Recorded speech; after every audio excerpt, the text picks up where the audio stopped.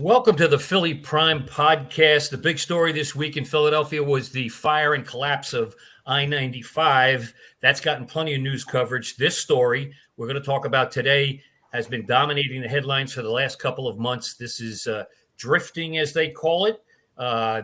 Streets closed down, highways closed down, drivers gather doing figure eights, donuts in the middle of the streets, stopping traffic, hundreds of people attending these kind of pop-up events. So we brought in the two top guys in the city police department who are both investigating this and helping crack down on this. It's Captain Jason Smith from the Major Crimes Unit and Lieutenant Brian Gear, also from the Major Crimes Unit. You may remember Captain Smith used to be the captain at Homicide. I tormented him for years. But I appreciate you guys coming on to talk about this. And Cap, let me start with you. Just review for us, if you would, just how dangerous this is, shutting down an intersection, shutting down a highway like I-95 they did a few weeks ago. This is dangerous not just for the participants, but everybody who comes to watch.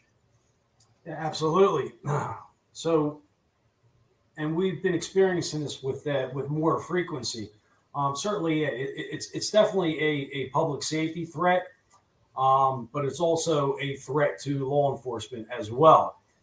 Because, like I said, it's occurring with more frequency, and what we're seeing is these events have been extremely organized, and as a result, we're in the process of going after the event organizers once we're able to identify them.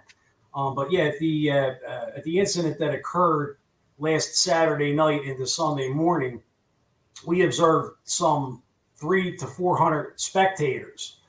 They were several car lengths deep. That was just the blocking vehicles. That's not even counting the vehicles that were parked up and down Bustleton Avenue on the side of the road where they shouldn't have been. So yeah, it definitely garners a lot of attention. Lieutenant, I know you've been out to some of these scenes and things like that as you try and track down the folks that were involved in this and the organizers of this. When you look at those marks in the street, those figure eights and those donuts and things like that, and you think about the speed that is used to generate that kind of mark on a major highway like I-95, I think that also goes to the danger here, does it not? Yes, it does. It's just a matter of one or two mistakes, and they're off into the crowd. And while they're actually doing that, they're using the accelerator to get those wheels spinning. So once they lose control of that and it goes into the crowd, it's a danger for everybody. That's the one major charge that we try to apply to this situation is reckless endangerment of another person. Yeah. And I noticed a lot of the kids in the middle of the street standing in the middle of those donuts or figure eights with their cameras rolling, videotaping these things. And I'm sure there's some cameras on board those cars as well. Some of that's kind of helped you guys investigate. Am I right? Some of those videos? It's helpful and it's a challenge. It helps us investigate them, identify the vehicles, get the vehicles from different angles. Most of the times they take the license plates off or they cover them.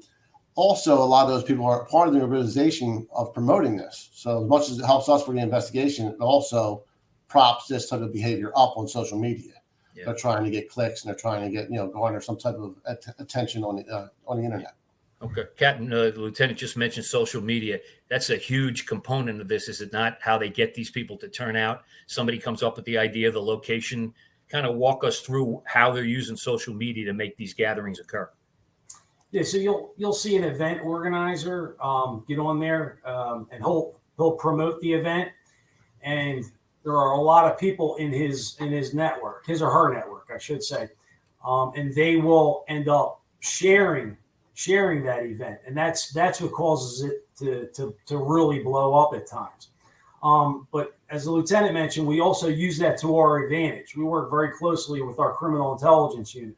Mm-hmm. The folks down there, they're the real experts at monitoring social media for us. So they take that information. Of course, they work with informants as well down there, and then they pass that information on to us. And what that helps us to do is situational awareness products will be put out by them, making us aware that a large event is about to take place. This past weekend, there was supposed to be an extremely large event taking place in the Belmont Plateau. which was promoted by one organizer in particular. We believe that the events from the prior weekend, the action that we took, and the fact that it was publicized, I think that really served to curtail a lot of what ended up going on in Belmont Plateau. Yeah, Lieutenant, one part of that was making an arrest and seizing a vehicle. I've talked to some of the higher ups also in the police department. We're going to see more of that, are we not? Yes, we're going to continue the same efforts going forward. As long as we can identify these vehicles, and like we were saying, the drifters are part of the problem. The people out there with the social media and recording the drifting is part of the problem, but also the spectators. Majority of the time, these locations that they meet up at are secretive, and they find them out that night and go from spot to spot to spot. And most times when you sign up for that RSVP to locate those spots, you're agreeing as a spectator to block the roadway. So they are conspiring to block the roadway and obstruct the police from getting in. Yeah. And interestingly enough, I had a discussion with Deputy Commissioner Frank Van Orr about this. When you block a major highway like I-95, that's actually could be looked at as a federal crime. You're interfering with interstate commerce there because tractor trailers, products go up and down that highway. And if you block it, you're stopping them from doing what they do, which is transport from state to state the products that we all need, food, things like that. So you could be in even more serious trouble than state or city charges, correct? Absolutely. Yeah. All right. So also, which falls under the major crimes umbrella, which you may or may not be aware of, is we have what's called task force officers. And these officers are detailed to the ATF, to the FBI, the Violent Crimes Task Force, as well as the U.S. Marshals. So we have a very close working relationship with our federal partners, as well as the Eastern District, the U.S. Attorney's Office. So yes, I could. It hasn't happened yet, to the best of my knowledge, but it certainly could happen in the future, where we'll be dragging him into federal court for these offenses. The tool in the tool belt, I guess, best way to refer possibility. Absolutely, just much in the same way that we've been dealing with our carjackings.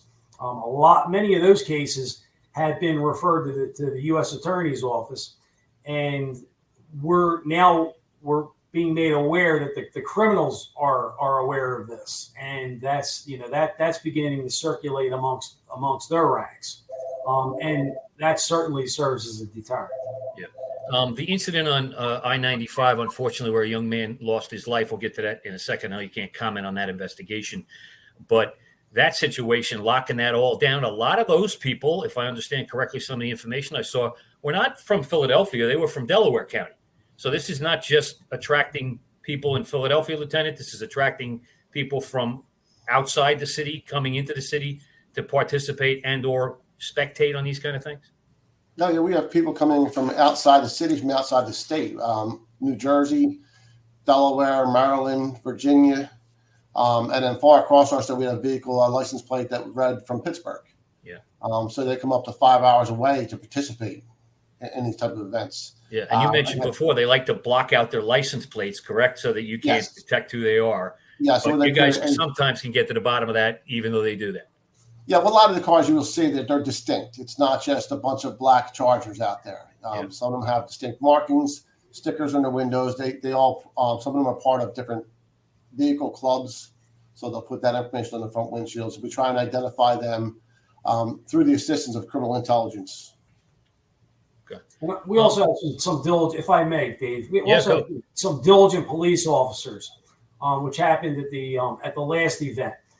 The officers will go up and they have body worn cameras, and of course, and they will be filming the vehicle, but they also have their cell phones out. They're taking pictures of their license plate. If the description of the vehicle, if the vehicle identification number is not covered up, they're making a recording of that as well. Mm-hmm. So they're doing a really good job in helping us to identify these vehicles so that, we're able to go and confiscate them at a later date. Yeah. The gentleman who was arrested earlier, I think last week on Friday, and the car seized, can you walk us through kind of, Captain, what that was all about? What his role? So Akeem Newman, he's another event organizer, and we believe that he's going to be involved in a lot more than just these car meets. Because as we peel away the layers of the onion, what we're finding is that these car meets lead to all other types of crimes. Right. They do carjackings and certainly stolen vehicles. They strip those vehicles for parts, and a lot of them are used for these car meets. I mean, you can't take your Dodge Charger out there and burn all 4 tires off on the vehicle, and then they don't want to fork the money out of their own pockets, to go replace those tires and fenders that are damaged and what have you. So that's what they're doing. They're stealing vehicles from all over the place. Yeah. In particular, we're seeing a pattern down at the Philadelphia International Airport, where they're targeting long-term parking facilities as well as these rental companies, Avis Enterprise and the like, in order to replace those vehicles or at least the parts for them. So they steal the car, strip down the tires and whatever else they need from the vehicle, fix their vehicle, and go back and do this again. Exactly. Yeah, as you can imagine, when you see them drive like that on the videos, they're going to lose control when they're practicing, wherever they're at, or when they're doing that, and they're going to need to repair the vehicle. Yeah, and those tires that they're using are not cheap. Especially a Dodge Charger and the high-end, high-performance cars, they're $300, $400 a piece. Those tires. Exactly. Costly. I also, do I understand correctly, that an older gentleman was also injured in one of these incidents up in the Northeast a couple of weeks ago, where they shut down an intersection? Am I correct? That's the offense that Akeem Newman ended up being locked up and charged with. Yeah. I believe he's been identified at this point in time, but I don't think he's come forward to be an actual complainant himself. Okay. But even without his information, we were still able to push that job across the goal line and charge him with many offenses, including aggravated assault, as the lieutenant mentioned, recklessly endangering another person, risking catastrophe. I believe there was 5 felony charges in all. Okay. Lieutenant, so the folks who watch this understand, when you take their car, what happens with that vehicle, and can they get it back, and how long could it take for them to get it back? They can get it back. We're going to hold on to it as long as we need it for the investigation. If you were to see the video where Akeem Newman assaulted a gentleman up at Bustled and Philmont this past weekend, there were about 10 to 15 other males that then encircled the male, and some of them started actually kicking him and stomping on the male. So if we believe that vehicle is somebody who's part of that group, we're going to hold on that vehicle for investigation. If the investigation, as with that weekend, it crosses multiple jurisdictions, so we believe they were out that weekend at Front and Olney, Tarsdale, and Cotman. We saw a gentleman down there with the flamethrower. Okay. They were up in Bristol Township at 413 in Bath. They struck police personnel up there when fleeing the scene up there, came back into the city through Lower Southampton. Yeah. So if their vehicle is going to be identified at multiple locations, and we're looking at that vehicle to see if there's any participants who are taking place, doing any other activities at those locations, we're going to hold on to the car for quite a while. Yeah. And, just to kind of echo the seriousness of all this, the incident on I-95 turned into a fatal police-involved shooting because of an attempt by the victim here. One of the, I guess, spectators is the way he's been described, Anthony Allegrini, allegedly drove his vehicle towards 2 Pennsylvania state troopers, and a shot was fired and he was killed. He's a recent high school graduate, worked 3 jobs. That investigation is ongoing. I'm not going to ask you about that, but I do think this shows how these things can escalate into something much more dangerous than a bunch of kids doing donuts and figure eights in the middle of the street. Absolutely. Yeah, and that was the case with the older gentleman at Bustleton Avenue in Philmont. Yeah. It looks like he appeared to have been frustrated by the whole thing.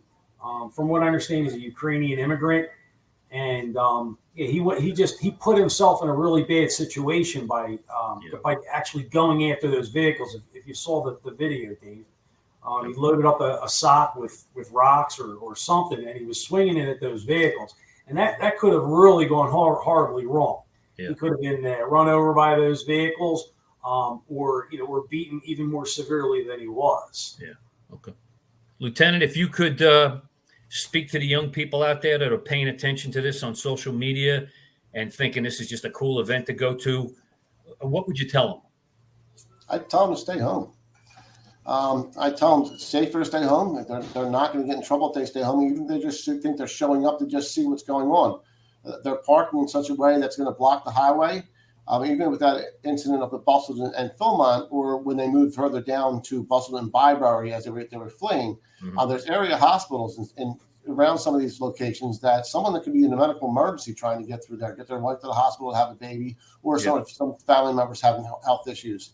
And they don't want at the end of the day to be somebody who's participating in something like that was blocking the streets, let alone if something were to happen with one of those vehicles, lose control and strike them in the crowd. Yeah. Okay. Guys, no pun intended here, but can we change gears a little bit here and talk about carjackings? You guys have made some really good progress in that area, and we all know there were thousands of them last year. The citywide numbers, I believe, Cap, the numbers you gave me yesterday, down citywide 31%. I did do a little research. I think they're up in Northeast Philly by 30%. What's working, or what are you doing, if we can go there, to try and crack down on this, because everybody knows how dangerous this is? That carjacking, well, individuals approach a vehicle, usually with a weapon, try to force the driver out or get in the vehicle with the driver, then force them out, take the vehicle, sometimes use it for joyriding, sometimes use it to commit other crimes. Sometimes gunfire ensues from either the driver trying to protect himself or the suspects trying to get the driver out of the car. Cap, talk about kind of how this is working and the numbers are getting driven down. All right, so you spoke. You were speaking to the numbers. So citywide thus far, as of this morning, we had 433 carjackings year to date in the city of Philadelphia. 67% of them are going to be point of gun. We have managed to make a lot of arrests. 92 of those jobs were cleared by arrest. Recovered stolen vehicles, we have 287. Now, each and every single recovered stolen vehicle that was taken during the commission of a carjacking is processed up at the major crimes unit for latent prints, DNA evidence. We'll go into the Burla system, which is that infotainment. We'll utilize the Burla to get into the infotainment system. And Brian is in charge of the carjacking task force. So what he has 12 investigators, not at major crimes unit. They're actually assigned to the detective divisions. So a total of 12 of them. Additionally, he works very closely with our federal partners, the ATF in particular, in attempting to get some of these jobs adopted, as many as possible. So what we're seeing, we know that with the stolen autos, we have the problem with the Kias and the Hyundai thefts. That's driving the overall number of stolen autos. The top three makes for carjackings are not Kias and Hyundais. We have Toyotas, Hondas, and Nissan. They're going to be the top three vehicles that are being targeted. You mentioned Northeast Division. That is correct. Northeast Division is the only division which has experienced a rise in the number of carjackings so far this year, and they're up. They're actually up, according to our numbers, 21%. Okay. Lieutenant, what do you get charged with in a carjacking situation like that? Again, so people watching this understand, this is not some 15 and 16-year-old like goofing around on a weekend. Let's take a car. Let's use a gun to do it. These are serious charges, even if you're 15 or 16. And I think some as young as 12 on some cases a couple of years ago that I remember. These are young kids doing this. Yes, well, I mean, the most serious charge is it's carjacking is actually a robbery. You're using force to take someone else's property. And then with the 60% of those carjackings where there's a gun involved, there's also a uniform violation of the Uniform Firearm Act as well. So they're getting the robbery charge and the gun charge as well as that. And then if there's multiple individuals, we're going into conspiracy. Then you're also going to have the reckless endangerment of another person, and it grows from there. And these individuals that are juveniles are getting a first-time offense for something. I think they're just going out there a lot of times to just do it as a thrill thing with their friends. The adults have more to worry about because that's when we're working close with our federal partners, the ATF and the FBI, and they are actually adopting a lot of those cases and taking them federally because there's a firearm used in the commission of those crimes. Okay. Some organization to some of these carjacking situations? Are these young kids carjacking cars for somebody else or for something else? Look, I took over for Steve Johnson, who had been a previous lieutenant. He moved on to the Yep. shooting investigation group. And in my experience, while we've been watching this, is there's multiple reasons. There's organization as far as some friends are going out and doing 3-4 in a string in one evening. And I think they should, another social media thing, they show their friends are out there driving on these cars. Yeah. Some of them taking these cars in to commit another crime. Some of them take these cars and then they'll rent them out in the street for others to commit crimes, for like robberies and shootings. Yeah. And then there's always a small percentage, just like the auto theft, where there's be used to be shipped overseas. Yeah. Okay. Cap, that's a pretty good reduction in 1 year, 31%. You got to be proud of that. There's a lot of people involved, the local district officers, your detectives, the feds. I think last year there was I would say almost an avalanche of carjackings, and to see it get reduced by that number this quickly in the first 6 months of this year, that's a pretty good number. Thank you, sir. Appreciate that. Your thoughts about that? Again, I'm assuming a warning to folks that you guys take this stuff seriously. You're going to pursue it seriously, and you're going to use local and federal charges to get at them. Couldn't have said it better myself, Dave. Okay. I want to talk a little bit, Cap, you already mentioned the stolen cars. Those numbers are up dramatically this year. I think if I saw correctly in one of the stories is like a 90% hike. I think the number I last saw was 10,195 stolen cars so far this year, up from last year where it was like 5 something, I think. And you mentioned they're targeting Kias and Hyundais. What is that all about?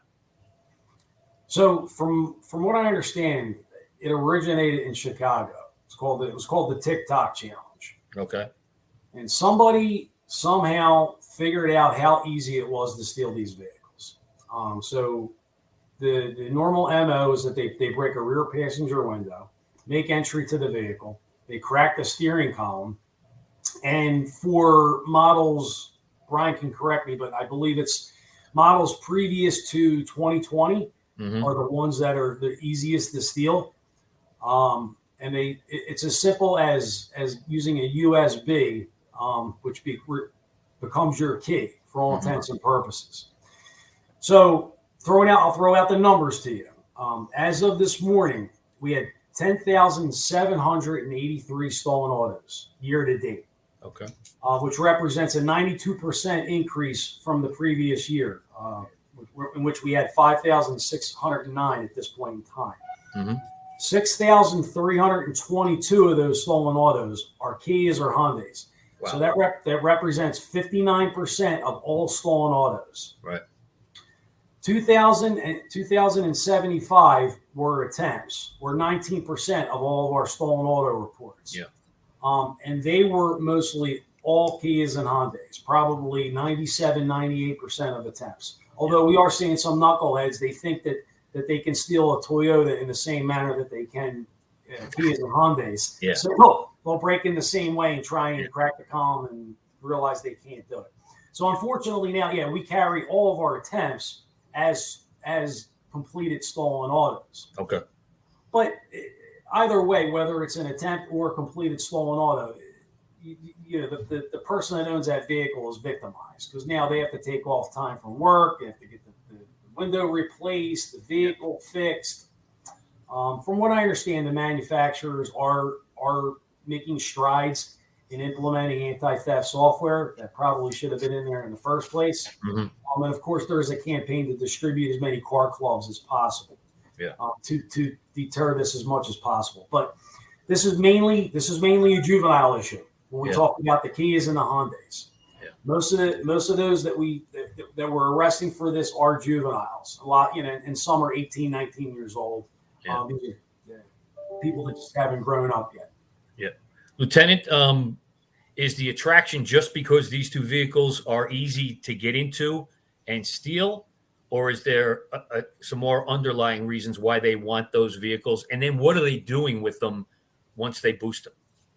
Well, it's so easy to steal. I think it doesn't take long at all. And like you mentioned, the carjackings, previous reports had been 11 and 12-year-olds involved in carjackings, and we haven't seen that as much recently since the TikTok challenge took off and really came to the state of Philadelphia. And that's where we're seeing a lot of our teen actors. It's a safe, in their mind, I imagine, it's safer than putting a gun in somebody's face to take their vehicle. They're going in the dead of night, or sometimes early in the evening, breaking a window and then breaking the steering column. The purposes again are, put their TikTok challenge Kia Boy labels on it and put it up on social media, put it on their Instagram accounts. Also, we also do have the secondary crimes being committed with these vehicles, and you'll have groups go out and see how many they can get in one night. Just to show up, you'll find 4 or 5 recovered in one area around where most of these juveniles will hang, and then we have another group that you will find that will be renting them out to other criminals to commit active assault. Use them for other crimes. Yeah. And Cap, I guess again, social media is a blessing and a curse here, because they usually, as the lieutenant just said, post this stuff up on social media and attract attention to themselves. And when you guys get on the bead on that, you go up and pull up the social media, and you probably have some faces and places and cars kind of right there on tape in front of you. That's exactly right. And in addition to the folks down at the Criminal Intelligence Unit, we're also working very closely with teams of investigators, the Shooting Investigation Group, teams that one team in particular that monitors social media. And a lot of times what we'll get is not just direction on the stolen auto offense, but a lot of times these kids, they're looking for notoriety, as Brian indicated. And a lot of times they're flashing guns. And if we can articulate why we believe that's a real firearm, and not, because a lot of times they'll put on the bottom a disclaimer, this is not a real gun, it's a toy prop, but we know that that's not the case. And we have experts that can testify to that. So a lot of times these kids are getting in a lot of hot water over this nonsense, and it's all fueled by social media. You guys have also made a lot of progress this year on the catalytic converter thefts. For those of you who don't know, your car has a catalytic converter under it. These thieves like to come crawl under your car, either boost it up or crawl under there. They use some type of a power saw to get in there and cut it off at both ends and take it. Normally they go to a junkyard or someone else, a recycling facility, because the metals inside the catalytic converter are valuable and can generate cash. We had a kind of a plague of these the last few years, but if I understand correctly, Cap, you guys are Lieutenant, we'll go to you first. You guys are making a lot of progress in that area, and you're getting some help from some of the outside counties. Yes, we have a lot of, just with all the other investigations with carjacking and the juveniles, where we have built a lot of partnerships with different groups. We've worked well with Montgomery County and Bucks County and jurisdictions in New Jersey, sharing information. And the more information we share, the more we can identify these individuals. They're all going for the catalytic converter for the rhodium, platinum, and palladium inside. Back in its height, back in 2021, rhodium was $30,000 an ounce. And there's 1 to 2 grams of rhodium in each catalytic converter. So the metal markets is what drives what catalytic converter they'll go after. Then we work on identifying these actors, and we actually assist Bucks and Montgomery County, because if they can prosecute out there, it assists with our problem here. We also try to identify scrap yards that are buying these. The scrap yards are the ones that are driving the market pretty much. And then the scrap yards will take them to somebody else who break them down and get the metals back out of there. So once word gets out that we're doing these investigations and a lot more people get arrested, it makes people back off a little bit. Cap, numbers, I don't know if you have any on these. Do we know how many they're down a little bit this year, catalytic converter thefts? I don't have the numbers for catalytic converter thefts. Okay. I believe they were down about 40% the other day. I thought I heard a number like that. Okay, good. Let's talk a little bit, if we can, about cargo thefts. The captain and I were talking a little bit about that yesterday. We've had a kind of a rash of those going on. 2 years ago, before I retired, I did a big story down in South Philly on South 3rd Street down by the stadiums. They were going into trucks while the drivers were sleeping, or at another location, breaking into the back of the truck and taking them away. We had, I think, $200,000 in dimes taken out of one truck up in the Northeast, I believe. We had TV stolen out of there. Cap, you mentioned they're going after all kinds of goods there. What's the latest on the cargo thefts going on in Northeast Philadelphia? And I think South Philadelphia is the other hot area. Yeah, right. They're predominantly those are the two areas in which the truckers will pull over. In the instance of the dimes, Northeast Detectives has that investigation, so I don't want to talk too much about that. Yep. But the driver was not on location at the time of the theft, from what I understand. He had parked that vehicle and gotten a ride home to get to catch some sleep. Okay. But we are in the Northeast and as well as South Philly. We're seeing frozen meat, seafood. I mentioned yesterday we had the instances of where snow crab legs. Yep. We're being stolen, and we're not talking about in the hundreds or even a couple thousands. Like we're talking about over $100,000. Yeah. In value, these items are being taken, but also TVs, refrigerators, air conditioning units, and liquor. Liquor's a repeat item. Yeah. And Lieutenant, can I ask you again? Do these look like organized situations where it's a particular group of people doing this, or several groups doing this, or are these just individuals taking an opportunity here? I think it's groups of individuals similar to like catalytic converters. You may have a pool of friends who do commit the same crime, and you may go out one night somewhere where you see a big haul. You may call multiple people, but it's like the instance of a catalytic converters during the investigation. I'll find multiple people within a network of friends that one night you might see two people out, and then you might see two different people out, or one of them with somebody else. And I believe that's the same way. They call and say, "Who's going to go out tonight?" And they're not targeting particular areas, hoping to get just crab legs. I think they know where these drivers sleep. They know where certain items are close to the business and where they're supposed to be dropped off and what may be in there. Yeah. Sometimes they'll just take what's in there because one time they were taking candles. So sometimes whatever's in there, but they are looking for specific areas where they know these drivers are going to lay their head for the night, and it'll be unsecured. Yeah, I think the story I did down on South 3rd Street, it was meat and seafood because there are some seafood facilities down there and meatpacking operations down in that South Philly in the stadiums area there. And the truckers were parked overnight, they got there in the middle of the night. They got to wait till the plant opens so they can make a delivery. While they're sleeping, these guys are clipping the locks and whatever in the back and getting in. Is that generally how they're breaking in, clipping the locks on the back of the trucks and going in? Yes, that's more from all of our investigations. That's what you see. You see there's a little lock they keep on there, so when it gets to its destination, they know it wasn't open before it got there, and that's all they're using to secure that. They cut that, check it. If there's nothing in there, then they move on. Yeah, it's like a tag, correct? Is that how they identify whether the thing's been broken into? Yep. Okay, good. Cap, generally, you've been charged with taking care of a lot of stuff. And when you left homicide, I think you probably thought you weren't going to be in the hot seat so much, but there's so much to cover here with you guys: catalytic converters, the cargo thefts, the stolen cars, the carjackings, and now the drifting situation. I'm assuming you're happy you got a lot of cooperation from federal, county, and other local authorities in going after these crimes. Oh, absolutely. Without the federal hammer to be able to hold over these criminals' heads, it would be difficult, truly.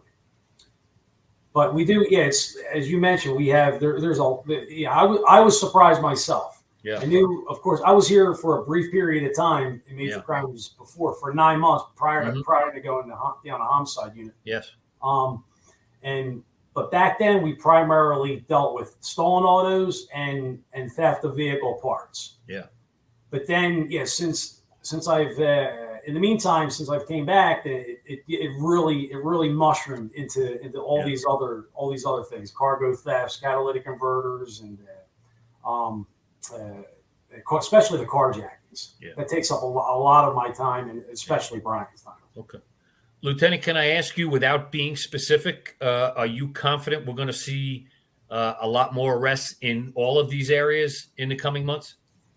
I'm confident we're going to see a lot more arrests in these areas. We're going to see the number of these crimes go down.